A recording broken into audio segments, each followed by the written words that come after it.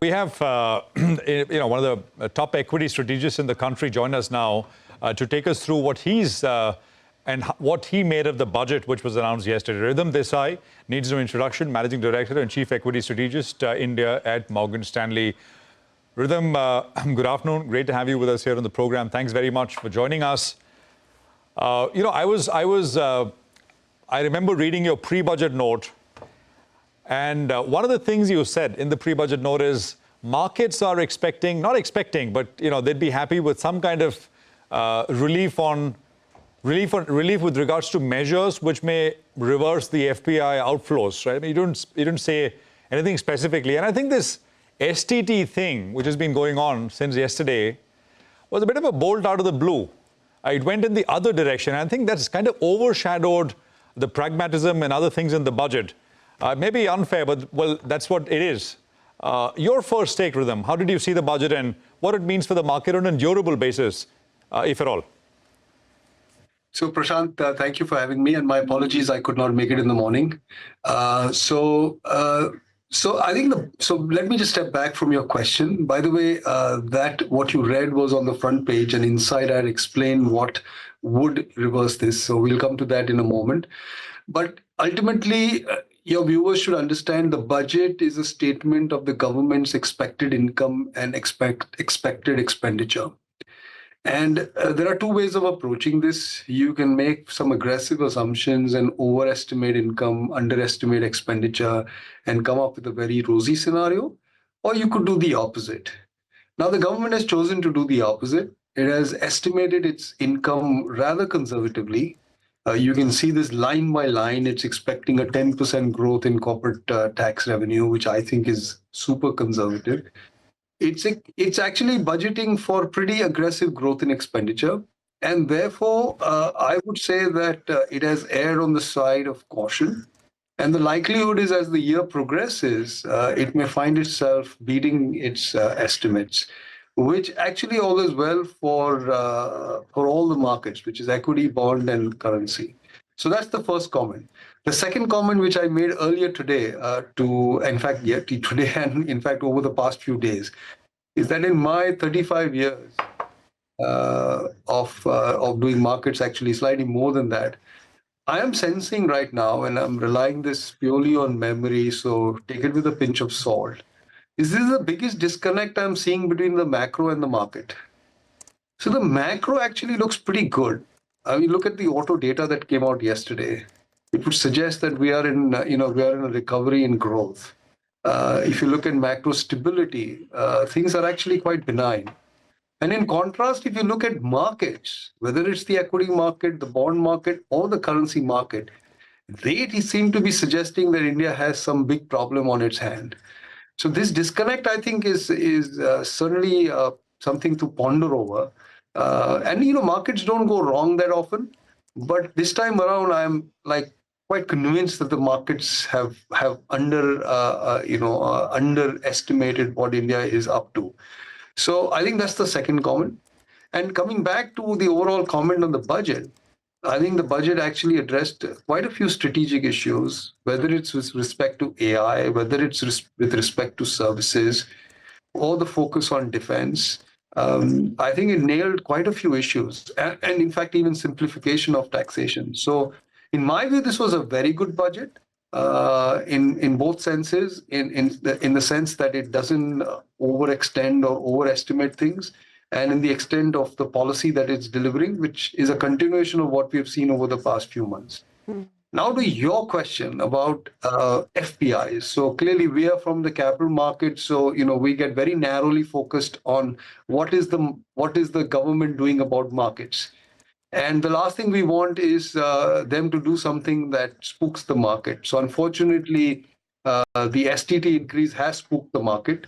And this is a little harder for people to understand, those who are not in the market. I mean, why would a 15,000 crore increase in a tax cause such big damage to market capitalization? And the reason is very simple. For those who are not in the market, is that the markets function on sentiment first, and then fundamentals. And the sentiment was already weak. going into the budget. In fact, if you look at India's relative performance in the 30 days in the run-up to the budget, this was the worst ever that India had. And it was going to be so hard to disappoint the market, but the budget managed to do so despite it being such an excellent budget with a little small change. So that's the nature of markets. Markets will go through this and may probably when fundamentals assert themselves more strongly, this will be forgotten and over. But on your comment with respect to FPIs, I mean it's something that I've been talking about for a while now. And actually, it came through in the budget. So our suggestion was that the definition of FPI should be liberalized, and that has happened.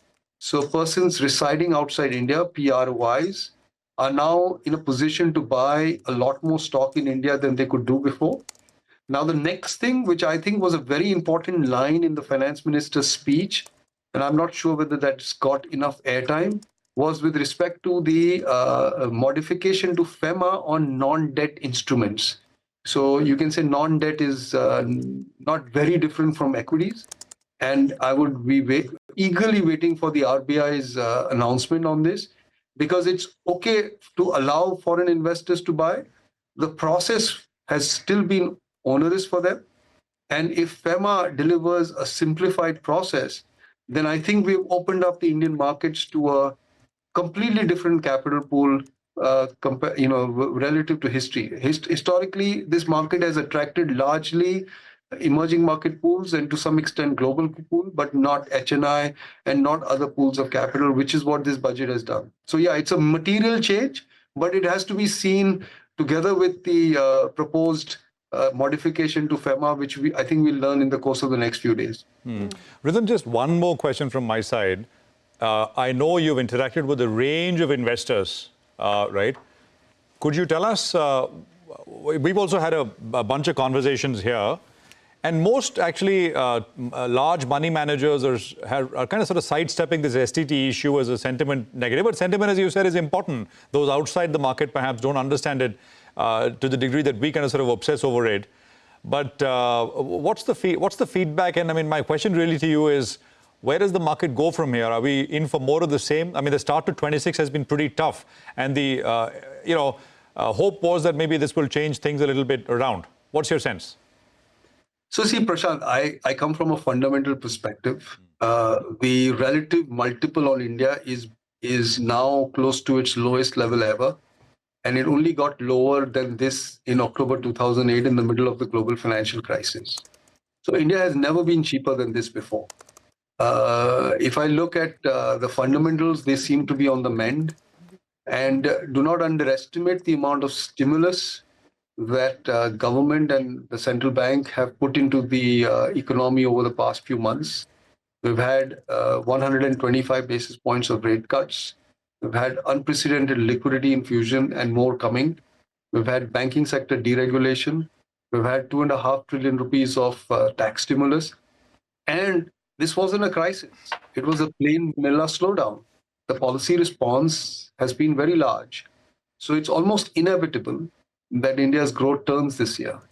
And therefore, I think for those who are, and that's what stock markets require.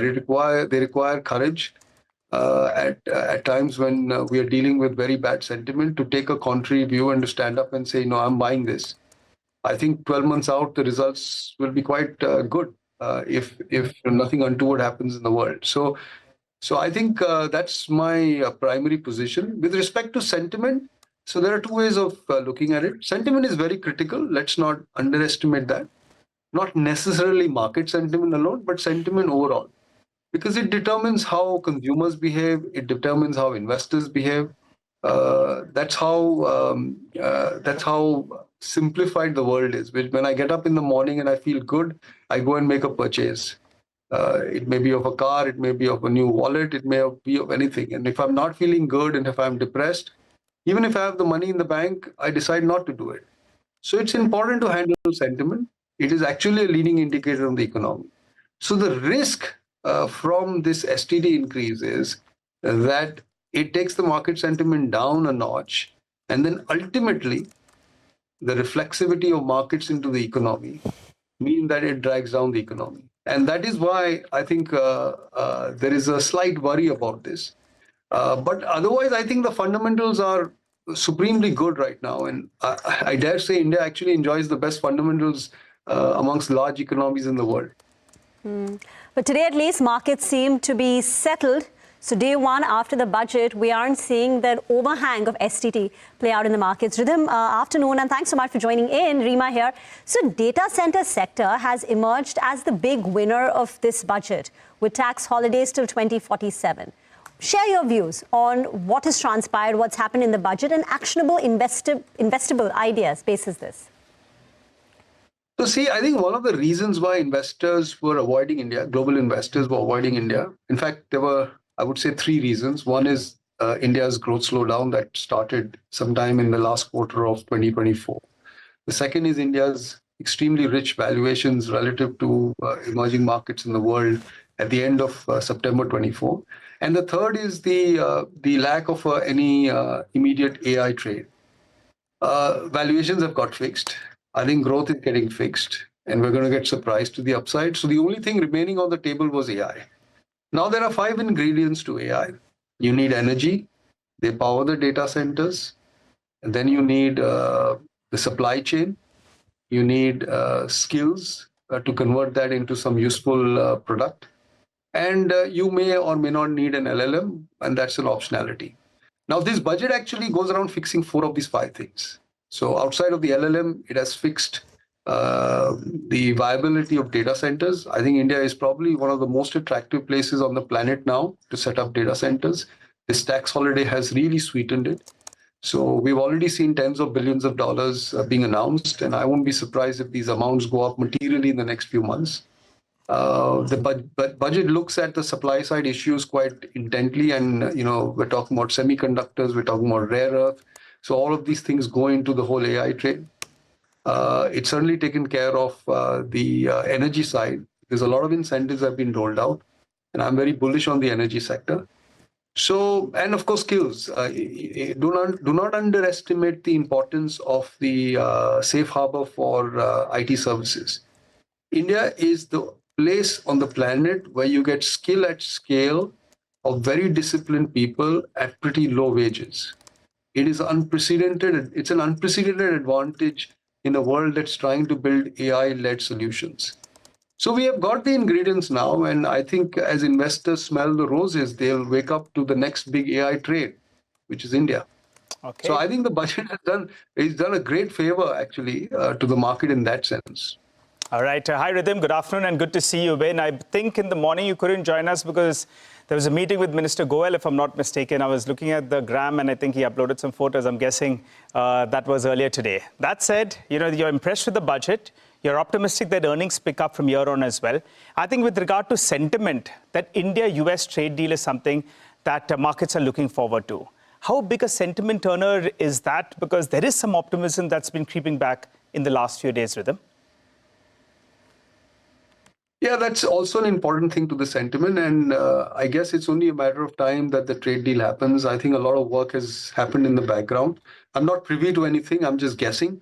But it's almost inevitable. And I'll tell you why I'm saying this. It's because of Pax Silica.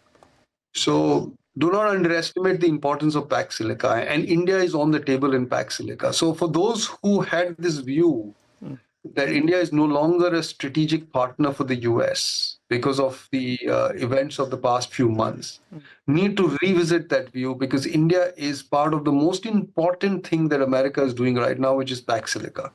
India joins the Pax Silica, I think, in the next 2-3 weeks, or maybe in March. And that, I think, is a game changer. So it reorganizes the whole supply chain around modern technology, and India is going to be part of it. Okay, all right. So I think that gives me optimism that the US trade deal should be somewhere around the corner. Hopefully, I'm quite optimistic as well on that, Ridham. Final question, Ridham, before we let you go. As we know that India has underperformed as a market, and the US market has done very, very well. Valuation-wise, that market as well has gone to a bit of a premium in comparison to its averages. what's the likelihood that we see the global markets actually see a bit of a correction? And if whether or not that happens, do you believe India, irrespective, will outperform post the recent months of underperformance? I think that's a very good question. I'm not the competent guy to answer what happens to the world, but I can make an observation to you, which is, I think, useful in assessing this. Yeah. If you look at the four major economic blocs in the world outside India, the US, the Eurozone, Japan, and China, each one of them is stimulating their economy as we speak. Three of them are doing it with both monetary and fiscal policy, and one of them is doing it with fiscal policy. Now, that hasn't happened since the global financial crisis. It's a synchronous stimulation, and there is no crisis that they are reacting to, but they're probably reacting to the reworking of global trade. And this is a pretty, you could say, reflationary environment that we're living in. So that's one point I'll make. Morgan Stanley as a house is quite constructive on equities as an asset class in the US included.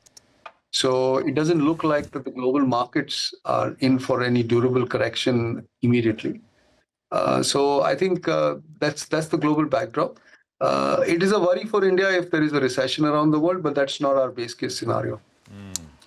Yeah, I mean, I could go on, right? Lots of questions, gold and silver. I'm not sure if you have a view, Ridham. That's the other chatter.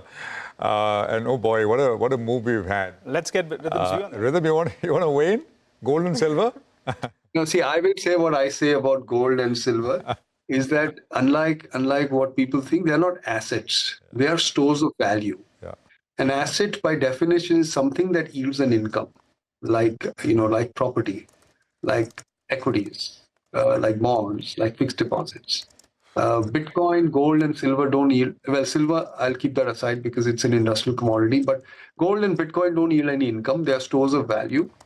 And their fair price is what is basically dependent on the price that the next guy in the line is willing to pay. And that's a very hard thing to predict. Yeah, that's all. It could be, that's absolutely right. But central, there's a chase, right? And it's being led by central banks, almost price agnostic buying, as we've seen both, actually gold. Not so much Prashant, yeah. the RBI bought 70 odd tons in 2024. Yeah. Of gold. It bought 4 tons in 25. Yeah. So again, you got to question this thing about, central banks are buying. I think people need to go and check the data. Yeah. No, but I mean, we have data which shows that Western central banks are buying, Ridham. Maybe we have, and gold is, actually, Ridham, the RBI dividend is superb this time because of gold and dollars. Those are assets on RBI's balance sheet, right? Not because of gold, but because of dollars, because it's a function of the income they earn. Yeah. So gold doesn't earn any income, but yeah, that's true. Yeah, that's happening in the world, and people are looking for alternate stores of value away from paper currencies, and that's an ongoing thing. But I have no ability to tell you where gold is going next. All right, Ridham, we'll leave it there. Thank you very much for joining us. It's always a pleasure. And that headline stands out. This is the biggest disconnect between macros and markets. On a relative basis, India is cheap, never been cheaper. And 12 months out, investors who have patience, who stay in perhaps, will be happier compared to where we are right now. Most definitely.